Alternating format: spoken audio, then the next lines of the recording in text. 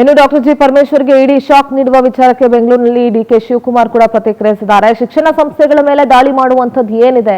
ಬೆಂಗಳೂರಿನಲ್ಲಿ DCM DK Shivakumar ಹೇಳಿಕೆ ಕೊಟ್ಟಿದ್ದಾರೆ. ಶಿಕ್ಷಣ ಸಂಸ್ಥೆ ಮೇಲೆ ಯಾಕೆ ದಾಳಿ ಮಾಡಿದಾರೋ ಗೊತ್ತಿಲ್ಲ ಅಂತ ಹೇಳಿದ್ದಾರೆ.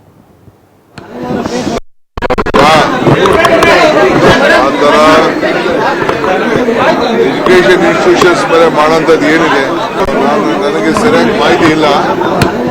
ನಾನು ಅದನ್ನ ತಿಳ್ಕೊಂಡು ನಾನು ರಿಯಾಕ್ಟ್ ಮಾಡ್ತೀನಿ. ಆ ಥರ ಎಜುಕೇಶನ್ ಇನ್ಸ್ಟಿಟ್ಯೂಷನ್ಸ್ ಮೇಲೆ ಮಾಡೋಂಥದ್ದು ಏನಿದೆ ನನಗೆ ಸರಿಯಾಗಿ ಮಾಹಿತಿ ಇಲ್ಲ. ನಾನು ಅದನ್ನ ತಿಳ್ಕೊಂಡು ನಾನು ರಿಯಾಕ್ಟ್ ಮಾಡ್ತೀನಿ.